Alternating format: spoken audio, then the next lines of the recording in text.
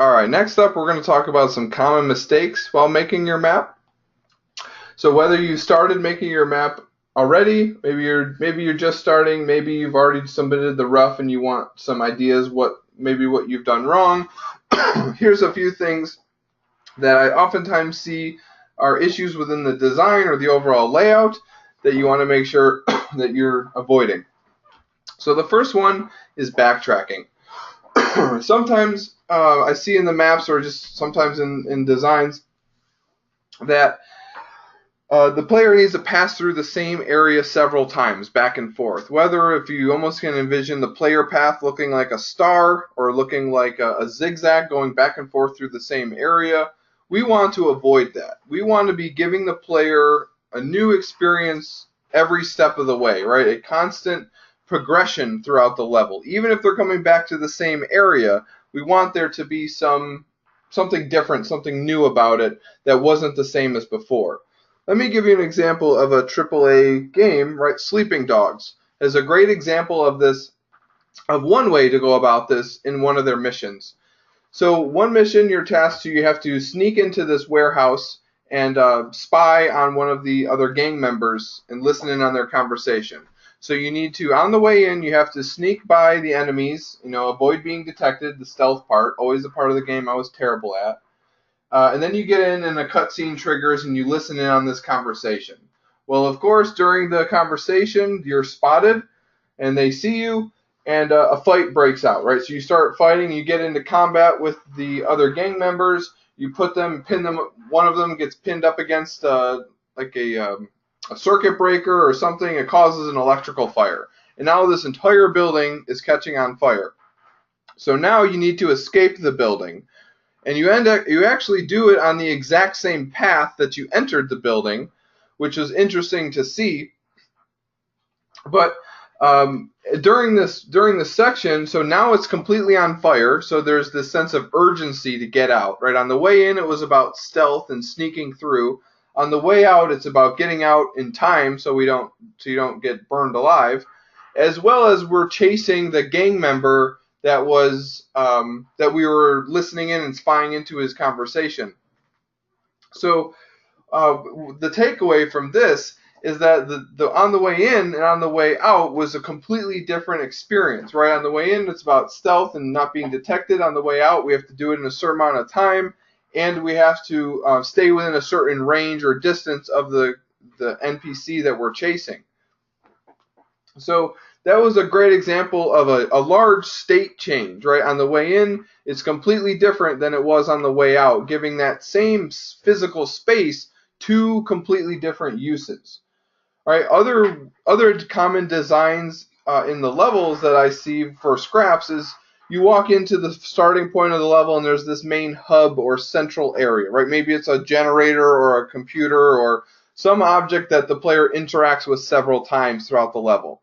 So you have this generator, you go adventure off and obtain the first piece, and now as the designer, you want them to take the first piece and bring it back to the generator, right? And they plug in the first piece, go and find the second, rinse and repeat, and do 3 or 5 pieces, however many you have. But oftentimes what I'll see is they go and obtain the first piece, and then they think, okay, the next interaction is go and put the piece in place, and the designer expects the player to just turn around and walk through the same space and do all the same interactions in reverse, or it be empty.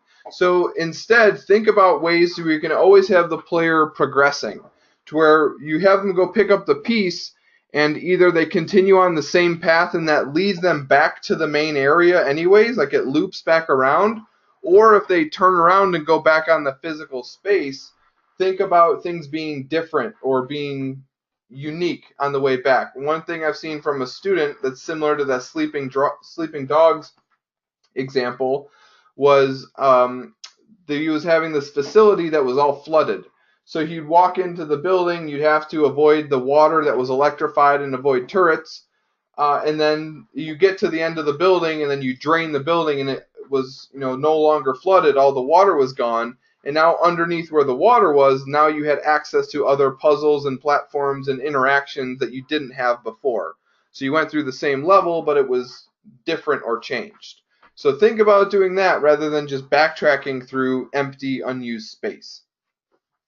Next is verticality. So I encourage everyone to include some type of verticality in your level, but it isn't a requirement.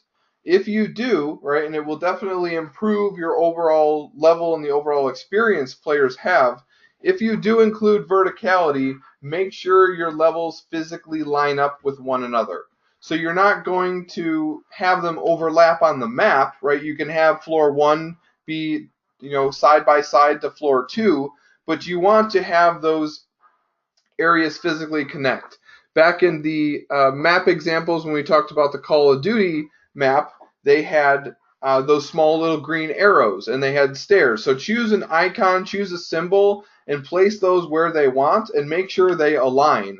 Sometimes I see that with students' maps with their staircases or elevators are completely disaligned to where you might go up the stairs in the northeast corner of one building, but then you're entering the building in the southwest corner of the next, right? So you got to make sure when they overlap vertically, things are aligning properly. And that just comes with practice and starting to keep in mind that concept when you're thinking about building these things. So the player start and finish, definitely make sure they're included because they're a requirement. You have to have a player start icon, and you have to have a player finish icon. Make sure they aren't scaled. They are this exact same size as they are on the map template. And avoid starting them right on the edge of the world. You'll see that we'll talk about terrain as well. The terrain is great at preventing the player from seeing out of world and walking off the edge of the world. So don't have your map and it's within your canvas and then there's the player start icon right on the corner.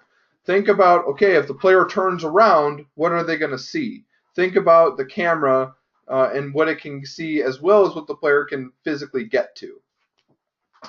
All right, next up is zoomed in views.